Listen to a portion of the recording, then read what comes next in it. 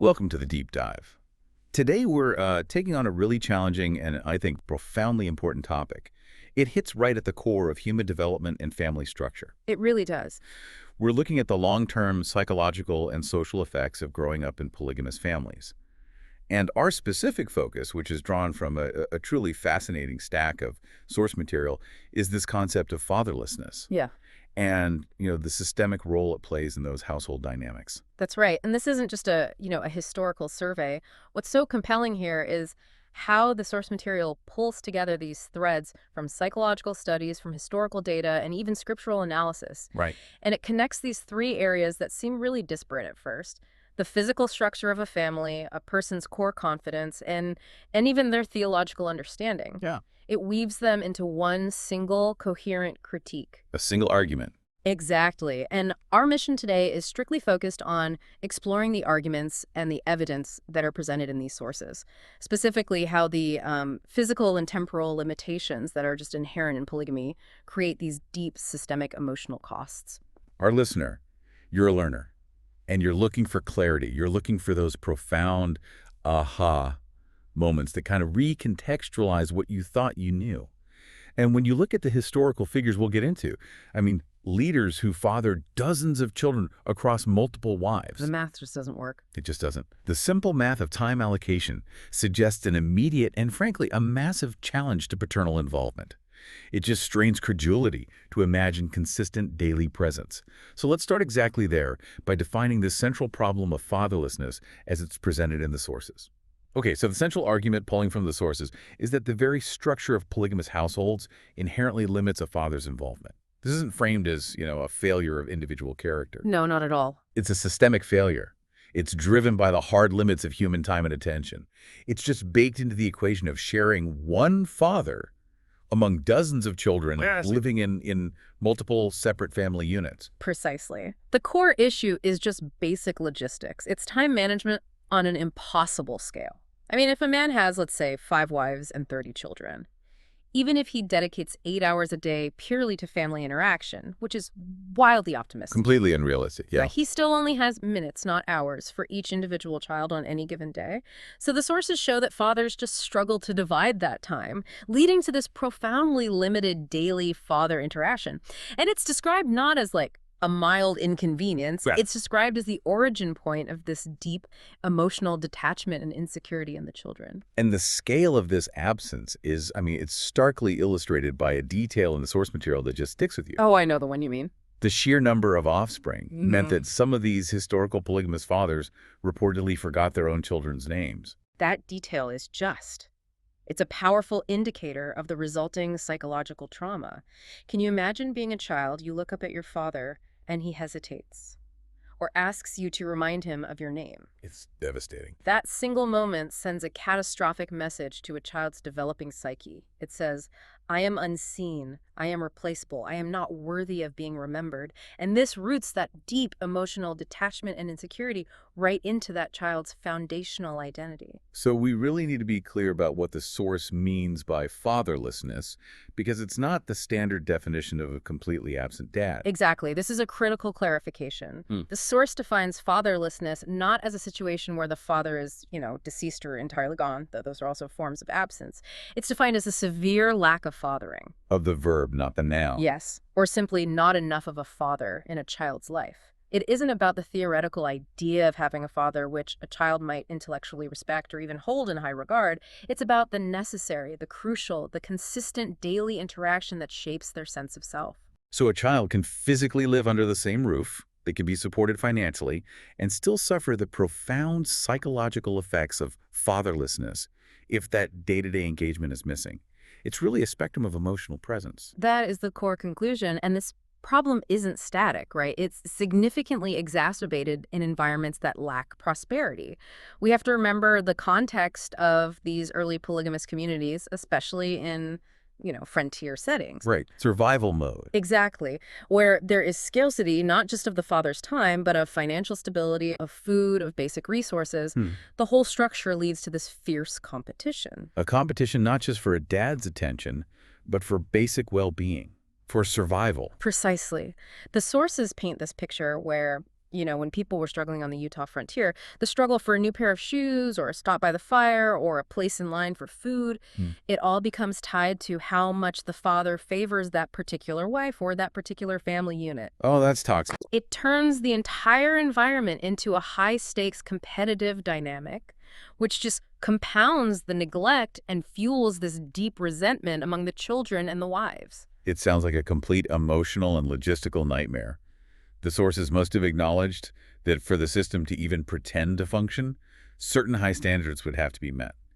Did they identify any conditions where polygamy might, mitigate this damage? They did, yeah. They cited a psychologist who specializes in these families, and this psychologist identified 3 necessary factors for, quote, successful polygamous households.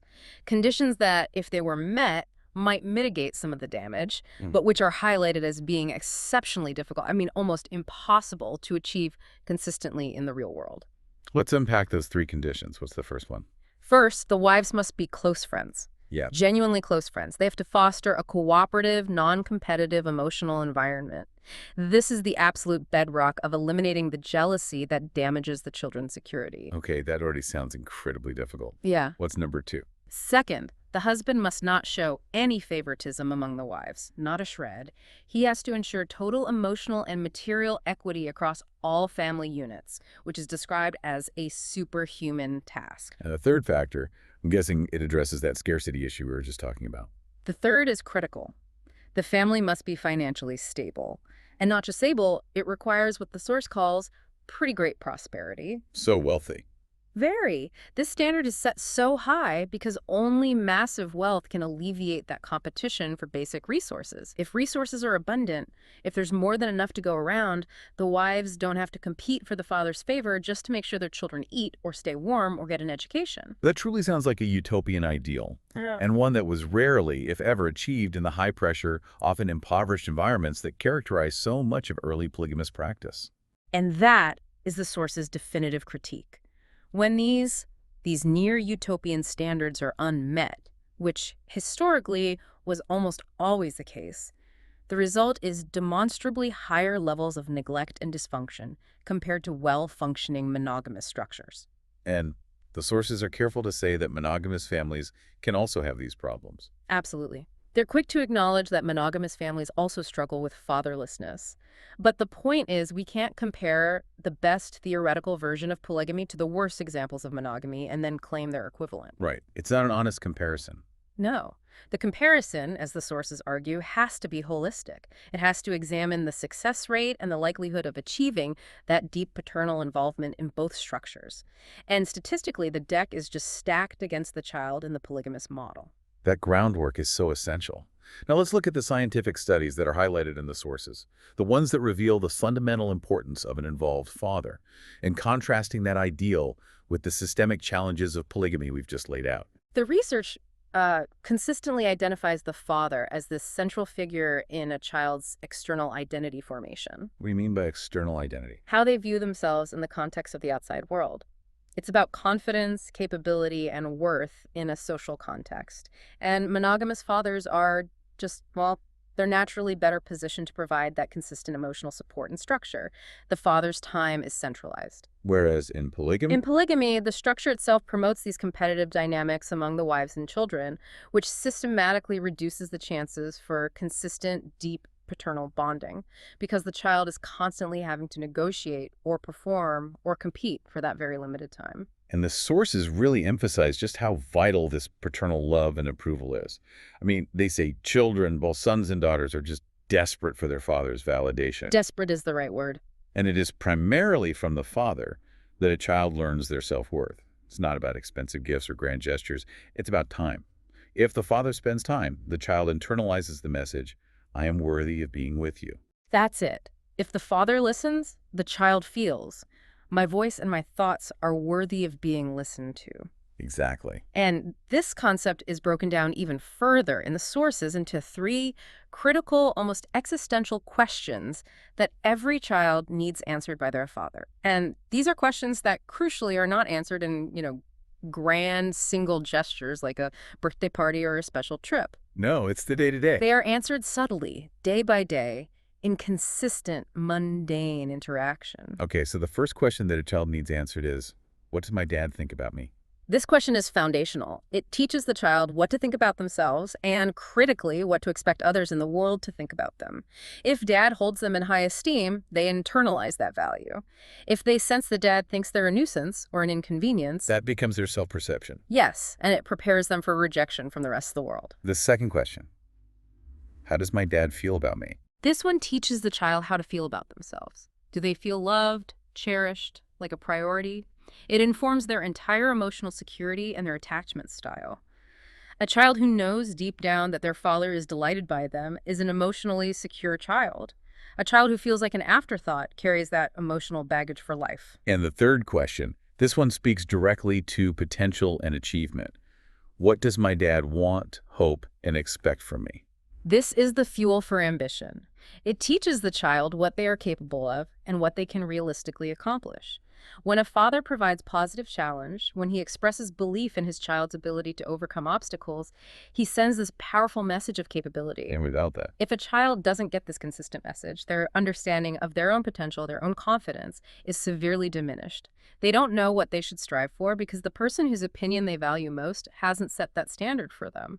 the sources then shift a little bit, and they make this fascinating jump. They argue that the dynamic between the parents is equally crucial for child development. They use this concept of counter-pressure. Can you explain how this friction between a mother and father is actually a good thing for a child's development? Yeah, that analogy of counter-pressure like in precise machinery where these opposing forces actually stabilize the movement, it's crucial. The emotional friction between the two distinct parenting styles is beneficial. So mothers often provide empathy. They're described as the safe landing place. Unconditional love. Unconditional love and unconditional approval, regardless of performance, this nurtures self-esteem. It tells the child, you are loved no matter what. And the father provides the contrast. Exactly. Fathers, by contrast, tend to provide challenge, enforcement, and that push forward. They often offer conditional approval based on effort, on work ethic, on adherence to structure. This teaches the child how to function in a world that is conditional. Right, the real world. A world that demands effort and rewards achievement. So the child gets the protection needed for nurturing from the mother and the push needed for growth from the father. It's a perfect balance. The sources even cited the specific work of Warren Farrell to break down these parental roles in boundary dynamics, which makes this dual pressure really clear. Yes. Farrell's research highlights this difference in roles. He says mothers tend to be stronger on boundary setting. So, for example, mom might be the one to establish the rule that bedtime is at 9 p.m., but fathers are consistently stronger on boundary enforcement, or what the source calls tough love adherence. Can you give us a concrete example of that dynamic in action? Like, how does that play out? Okay, let's use the bedtime scenario from the source. The mother might set the 9 p.m. bedtime, but when the child protests, I haven't finished my homework or just one more level of my game, the mother might yield. She might let the child stay up later because she feels empathy for their distress. Okay, makes sense. A father, however, might set the same rule. But when the child protests, the father holds firm. He says, "That wasn't smart planning. Bedtime is now." The lesson that the father teaches there is one of discipline, accountability, and the resilience needed to deal with inconvenience. And the child benefits immensely from both of those approaches. They get the empathy and protection from their mother, which assures them they are loved, but they also learn discipline and what they're capable of enduring from their father. They learn they are tough enough and strong enough to deal with rules and challenge. And this leads right into the discussion of attachment formation. The source explains that the father-child attachment is developed most profoundly starting in infancy, and it's largely based on an interaction that differs fundamentally from the maternal bond. And that is rough and tumble play. So we're talking about wrestling, tickling, tossing babies up in the air, that kind of very physical interaction. Exactly that. And this physical activity is crucial. The mother's bond is often hormonal and physical, right? It's established through pregnancy, labor, and that sustained physical comfort of holding and nurturing. The father's bond, established through this rough play, is vital because it pushes children physically, emotionally, and structurally. How so? It helps them gain ability, risk assessment skills, and genuine confidence. It's a unique way a father shows love and belief in his child's toughness. It builds a sense of physical self-worth. Without it, the child misses a critical opportunity to learn resilience and appropriate physical boundaries. Okay, so this is where the findings from those scientific studies become really painful. It's where we see the direct destructive cost of limited fathering. Mm. The lack of fatherly attention doesn't just make children sad, it erodes their core confidence, which makes them vulnerable to manipulation in adulthood, which, as we hinted earlier, directly links back to the theological conclusions we'll draw later. The sources make it so clear that the impact is comprehensive and it's measurable. Studies of children who grow up with father absence to varying degrees consistently showed negative outcomes. I mean, the sheer scale of the damage is just staggering. Children without sufficient father involvement did worse in all 50 measured areas of psychological and social well-being. 50. That number is. It's hard to even wrap your head around. To give that statistic some punch, beyond just saying 50 areas, what were some of the specific domains they were measured in where these children fared worse? Well, they included areas that are essential for just functioning in society. Things like quantitative reasoning, the ability to defer gratification, impulse control, risk assessment, emotional regulation. They were less likely to graduate high school or college. They were far more likely to be involved in drugs, alcohol, or early sex. The father, according to this material, is the crucial component to raising healthy, well-adjusted children who are prepared for the complexities of the world. And then we see these highly destructive, gender-specific impacts.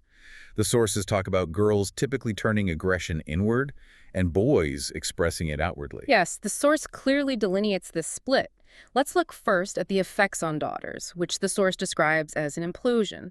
These girls struggle severely with self-worth issues and just profoundly diminished self-esteem. And the stats are pretty shocking. They are. Statistically, they are 4 times more likely to become teen mothers, twice as likely to suffer from obesity. These are classic manifestations of self-neglect and a lack of internal validation. The implications around vulnerability are especially chilling, weren't they? Absolutely. They are more likely to be sexually active as teens, but most chillingly, the sources emphasize they are far more likely to be victims of sexual assault as their sexual vulnerability skyrockets. And this is because the lack of paternal protection translates directly into a lack of self-protection. Can you explain the psychological mechanism there? How does that vulnerability develop? The source explains that without a consistent, protective father or older brothers in their daily life, these girls just lack the necessary skills to interact with and set boundaries with males. They become desperate for male love and acceptance. They confuse attention with affection, and often they only know how to obtain validation sexually. They just don't have the training. They lack the training, that counter pressure we talked about that's needed to stand up to male boundary pushers. And what's more, their internalized aggression leads to things like eating disorders, where they seek control over their bodies because they feel they have no control over their self-worth or their emotional environment. Meanwhile, the effects on sons are the opposite. They tend towards acting out aggression that's aimed outwardly. Yeah, they frequently experience these deep identity crises, struggling to figure out what it means to be a man, and they exhibit chronic behavioral issues. Fatherlessness fuels aggression, as boys struggle to process their feelings of rejection and inadequacy. And the source connects this to some really profound societal problems. It does. It even cites Warren Farrell's work to emphasize that profound fatherlessness is a consistent, powerful variable in cases of extreme male aggression, like school shooters. So the source frames Farrell's argument as suggesting that when a boy lacks that framework, that challenge and direction provided by an involved father, that identity crisis can manifest as this violent outward lashing against the world that rejected him. That is the interpretation used in the source material. Yeah. And critically, this acting out often had immediate and devastating consequences within the controlled religious communities that we're discussing. Right. The sources note that many boys from these polygamous households were quickly exiled from their communities for what seemed like minor acts of defiance. Talking to girls, listening to non-church approved music, or expressing opinions that challenged authority. Which efficiently removes any potential male competition or challengers to the system's patriarchal structure. It uses the boys' own predictable psychological damage against them. It's a system of control that's built on emotional neglect. And finally, the source returns to a point we touched on earlier, noting a difference in the type of fatherlessness, and indicating that polygamy often represents the hardest kind to overcome. Let's elaborate on that. Why is that type of fatherlessness uniquely damaging? Well, when an involved father dies, the children grieve, but they don't feel rejected. They can hold on to the belief that my father would be here if he could. Sure. If the father is, say, a known deadbeat who just left, the child might rationalize it. His absence is about his failures, not about my worth. But the structure of polygamy presents the hardest scenario of all. A child sees their father demonstrably capable of fathering. They see him interacting with other children, spending time with other wives, but choosing not to be involved with them. And that selective presence is just a crushing daily reality in a large polygamous household. It is the ultimate message of unworthiness. That situation sends a powerful, unambiguous signal. You are not prioritized. You are not worth my limited time. You are unlovable. This creates a deep-seated wound that is just incredibly destructive for sons and daughters to overcome, and it lays the foundation for all the future manipulation we're going to talk about. And this problem of fatherlessness, as it's analyzed in the source material, it's not unique to modern break-off sex. It's evident and it's measurable in the founding historical figures of the early church. The logistical challenges we discussed are just borne out by these high offspring counts that logically imply a severe struggle for consistent daily interaction. Let's ground this with the numbers cited in the source material because the scale is often just. It's overlooked. We're talking about logistical absurdity here. We are. I mean, consider figures like Brigham Young. He reportedly had 56 wives and somewhere between 56 and 61 children born by 16 of those wives. 16 different family units. Exactly. Or Heber C. Kimball with 45 wives and 66 children by 17 wives. And the source specifically highlights that 16 or 17 of his wives actually divorced him and that his children suffered greatly from neglect. And it continues. It does. Joseph F. Smith had 6 wives, 45 children. Lorenzo Snow, 9 wives, 42 children. It's hard to even process those numbers. Mm. 50 wives, 60 children. So how does the source suggest these leaders even managed the sheer chaos? Was the neglect accidental, or was it just a logistical necessity of the system they built? It was a logistical necessity, and that led directly to systemic neglect. To manage 40, 50, or 60 children across multiple competing households, a man has to become an administrator of resources, not an emotionally available father. A CEO of a large, complicated company. That's a good way to put it. And the source suggests that many children of these very leaders struggled immensely with neglect, which just reinforces a generational cycle of emotional detachment. These historical figures, whether they intended to or not, modeled a lack of involved fatherhood for all of their followers. And this pattern of emotional suppression, especially among the wives who were constantly vying for resources, it led directly to the toxic internal culture that's captured by that phrase, just keep sweet. This phrase is described in the source as demonic, and it's called that because it mandated the absolute suppression of genuine human emotion and agency. The material argues that wives had utter and complete powerlessness in these structures. They couldn't be equally yoked. Not at all. A husband lacked the motivation to truly work out disagreements with one wife because he had other wives to turn to. So the wife's only tool for survival was to keep sweet, to bury emotions, to express nothing, and to have no opinions that might offend or challenge the husband's authority. And if the wives were powerless, the children were positioned even lower on that totem pole. Exactly. Children are even more powerless. They had no way to get their father's attention or love because they were competing with dozens of siblings and multiple wives who were also competing. And this just further compounds their feeling of worthlessness and emotional subordination within the family unit. But the sources argue that even if a polygamous father somehow manages to interact sufficiently with his children, which we've established is nearly impossible, they are still missing something arguably more important. Yes, the most critical thing a father can do, Which is the public and private display of affection for their primary partner. The source cites that, quote, famously repeated by David O. McKay, the most important thing a father can do for his children, to love their mother. And this is all about modeling the kind of relationship children will one day seek to replicate themselves. And why does that visible, active love matter so profoundly for the child? What does it do for them? It creates a foundational, cellular level of security for the child. Children need to see their parents interacting with affection and intimacy, holding hands, laughing together, hugging and kissing. This does immeasurable good. It is the visible proof that the family unit is stable and secure. The source even points out that a child's instinctive, gross reaction to parental affection is actually a sign of security. They are confident enough in their parents' love that they feel safe enough to joke about it. But in polygamous families, that affection has to be systematically withheld, doesn't it? It has to be. Visible intimacy is often completely hidden or restrained to avoid causing hurt feelings, jealousy, or competition among the other wives. The father isn't walking past and patting one mother's shoulder or giving her a kiss in front of the others. Right, it would be seen as favoritism. Exactly. And this lack of visible intimacy between the parents results in significant damage to the children's fundamental sense of security. It reinforces the feeling that relationships are conditional and that love must be hidden or earned, which is just an inescapable problem of the structure itself. This structural critique leads to a really remarkable parallel the source draws, taking us all the way back to early biblical polygamy. It connects this exact structure to the trauma of Jacob's daughter and sons, who were the children of Leah, the underfavored wife. This is such a powerful historical connection. It shows these psychological dynamics are timeless. The source analyzes the case of Dinah, Leah's underfathered daughter. As we discussed, girls who suffer from fatherlessness are more likely to exhibit diminished self-worth and sexual vulnerability. And Dinah is known for that. She's known primarily for acting out sexually.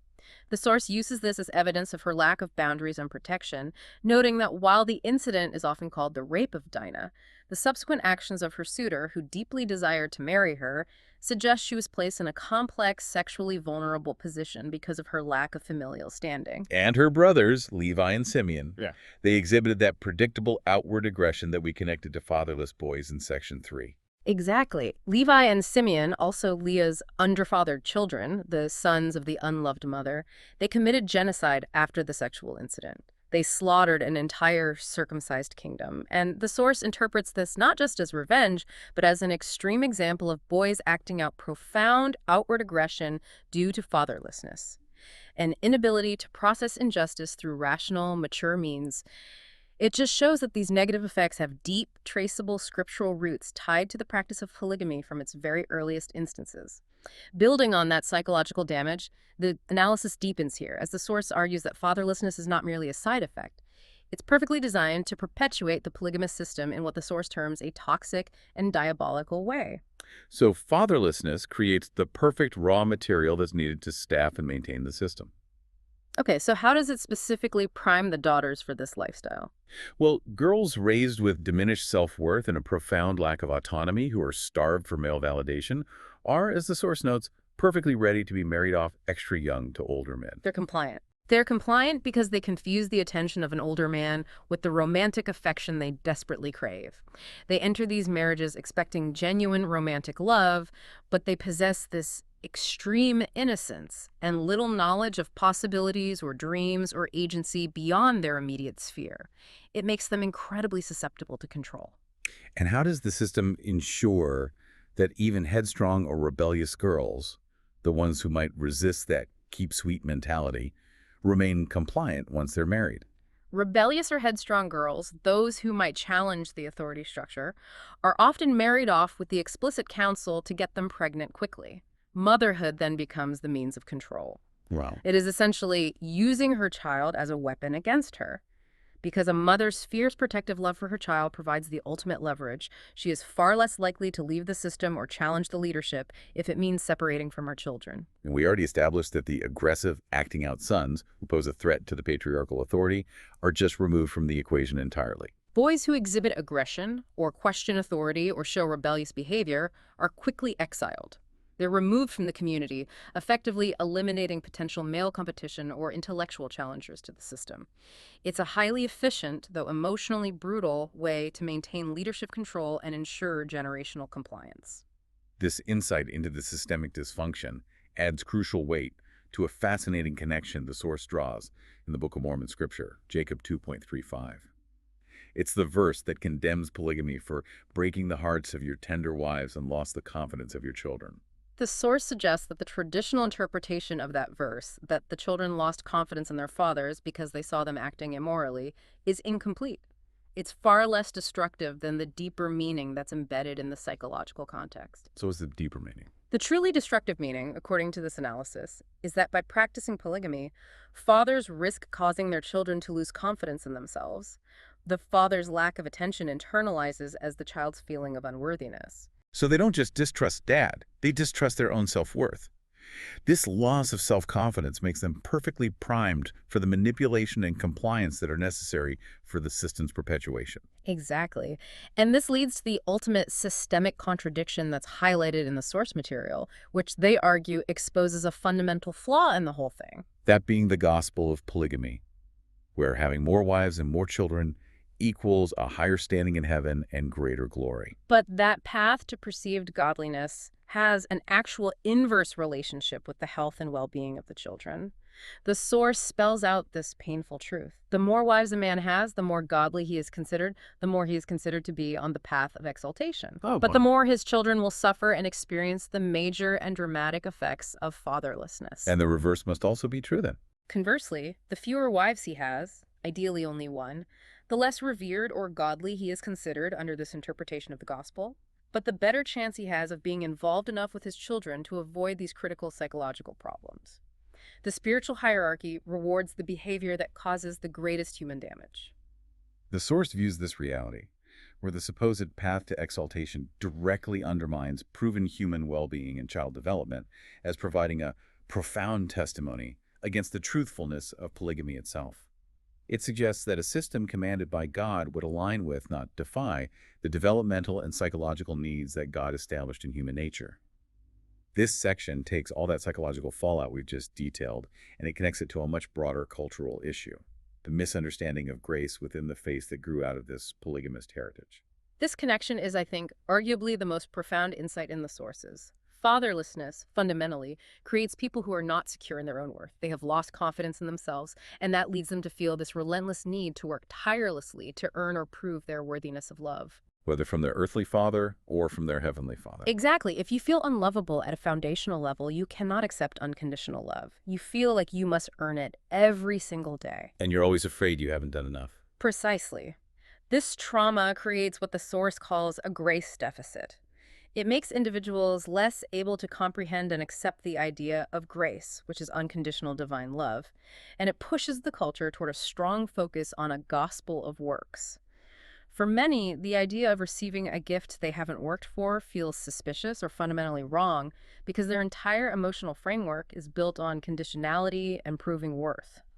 This historical criticism that the culture focuses too much on works is explained by this psychological heritage of fatherlessness. And the source analyzes two key scriptures that are often cited to support this works-based interpretation, arguing they are culturally misinterpreted precisely because they're being read through this lens of unworthiness and the need to earn. Let's start with 2 Nephi 25.23. Right. This verse states, "For we know that it is by grace that we are saved after all we can do." And that phrase, "after all we can do," is commonly read conditionally. Right, like a formula. If you first exhaust all your efforts, then grace steps in to cover the gap. Yes, it turns salvation into this cosmic partnership where the majority of the heavy lifting is on the individual. So how does the source suggest we reinterpret this, using the full scriptural context? Well, when you read it in context with the verses that emphasize relying wholly upon Christ, the source suggests the interpretation is fundamentally different. It's that no matter what you do, you are saved by grace. The phrase, "after all we can do," should be read more as, "in spite of all we can do," or "even though we have tried our hardest." So the emphasis is on Christ's sufficiency. Not on the exhaustive effort of the individual. And this interpretation aligns perfectly with King Benjamin's sermon, which teaches us that we are always unprofitable servants who can never earn our way to heaven no matter how hard we work. Grace is a gift, not a paycheck we supplement with our own labor. That shifts the burden of proof entirely from the child to the father. It does. Now let's look at the second challenging scripture, which is Moroni 10.32. It states, "If you shall deny yourselves of all ungodliness and love God with all your might, mind, and strength, then is his grace sufficient for you." And that can certainly sound like a qualification for grace, that you have to deny ungodliness first, almost as a prerequisite to earn it. But the source argues that this interpretation misses the core mechanism of spiritual change. The actual meaning, according to this analysis, is that finding a desire to deny ungodliness and loving God with all your heart. That is the evidence you need to know that the grace of God has been effective in your life. So it's proof that the change has already happened. Exactly. You don't deny yourself to get grace. You deny yourself because grace has already changed your heart. It's the fruit of the tree, not the roots of the tree. Precisely. It connects right back to the experience that's described in Mosiah 4.23, where those who accept Christ's atonement have no more disposition to do evil, but to do good continually. The denial of ungodliness is the proof you have been born again, not the entry fee to get there. So the cultural focus on the works-based interpretation, then, was self-confirming. The feeling of unworthiness stemming from this fatherless heritage drove people to focus on the parts of the scriptures that confirmed that feeling, that God's love must be earned, because that focus spoke to something that was already broken inside of them. It made the gospel of works feel intuitive and necessary. This centuries-long shift from a focus on unconditional grace to a focus on conditional worthiness is the long-term spiritual consequence of the psychological damage caused by systemic fatherlessness. So recognizing the importance of involved fatherhood, therefore, is not just about correcting a family structure. It is indescribably important to helping individuals comprehend and experience the fundamental, unconditional grace of God. Only when a person feels worthy of love can they accept a gift of unconditional divine love. That is a powerful conclusion. The personal psychological wound shapes the entire theological lens. Now let's pivot. Even though the modern church has stopped practicing polygamy, the sources argue that the cultural relics, the habits of thought, and the systems of validation continue to contribute to fatherlessness today. The pattern is remarkably resilient. We see a subtle form of father absence occurring through the valorization of institutional assignments or callings. Men who achieve higher status and are more honored in their religious callings, bishop, stake president, high council, are the ones most frequently taken out of the home. They're prioritizing institutional validation. Right, over the consistent daily paternal interaction that we've established is so critical. The time demands of these roles are immense, taking them away on weeknights, Sundays, and weekends. And the sources shared personal stories to illustrate the subtle psychological toll this takes on the children, specifically describing a father who was constantly involved in a calling like bishop throughout their elementary and junior high years. And the problem isn't just the physical absence, it's the quality of the time when the father is present. The host story noted that the small amount of time spent with the children, like throwing a frisbee at the park, it felt less like genuine, spontaneous interaction. And more like a job, Yeah. something to check off his list. Right. And this is critical because interaction based on obligation doesn't carry the emotional weight that's necessary to answer those three fundamental questions. What does my dad think, feel, and expect from me? It feels conditional, not relational. And I remember growing up, there was a deeply ingrained cultural judgment. I distinctly recall perceiving fathers who simply sat with their families in the general congregation as underachievers because my own father was always on the stand or in a meeting. That is a profound insight. That judgment shows how deeply ingrained the valuation of institutional time over family time has become. It's a system that actively trained children to undervalue their own father's presence if that presence wasn't tied to a visible, prestigious role. The validation of the church was deemed more important than the validation of the family. And the source suggests this modern pattern is a continuation of the justification that was necessary for polygamy in the first place. Exactly. The source argues that the cultural overstatement of motherhood, elevating it to this almost untouchable sacred pedestal, serves to subtly understate fatherhood. This imbalance justifies fathers not being consistently involved. It traces back to the justifications for polygamy, for long missions, and it continues now with these high-demand, time-intensive callings. So the culture elevates mothers to an almost supernatural status, which essentially creates a convenient excuse for fathers to pursue the institutional validation that was historically linked to exaltation without feeling the guilt of neglect. That is the source's core argument. They argue for a need for serious cultural reexamination regarding time allocation. If mothers are often carefully protected from time-consuming callings, particularly when they have young children at home. Right, like historically not giving young mothers callings that require weekly temple service or something like that. Exactly. Then perhaps the church should also limit callings for fathers with children at home. For example, limiting them to callings that only require one night a week and explicitly prioritizing Sundays and weekends for uninterrupted family time. That would be a radical cultural shift. It would be moving away from prioritizing the institution's administrative needs over the family's fundamental psychological and developmental needs. The conclusion of the source is firm. Both motherhood and fatherhood are essential and critical roles, and both must be based on time, interaction, and emotional availability. The system, even today, must change its cultural priorities to align with the proven psychological needs of children, moving away from the relics of a fatherless past. Hashtag outtag outro. We've taken an extensive deep dive into how a specific historical family structure and its resulting systemic fatherlessness can ripple out to affect everything from a child's sense of self-worth and autonomy to an entire culture's theological framework and its capacity to understand grace. The ultimate takeaway from this material is a powerful call to re-examine traditional teachings on polygamy and, most urgently, to prioritize healthy, involved fatherhood in the present day.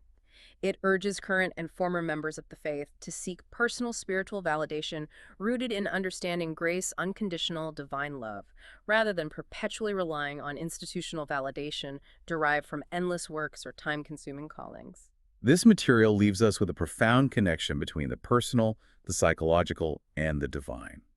It demonstrates that our earliest relationships fundamentally shape our capacity to accept and internalize unconditional love. Indeed. And if, as the source suggests, fatherlessness primes individuals to seek worth through relentless work rather than trusting in grace, we must consider this as we step away from the source material. What other systems in our modern lives, beyond family and religion, might be subtly designed to exploit our feelings of unworthiness, leveraging our need to prove ourselves for their own maintenance, and how can we use our newfound confidence to resist them?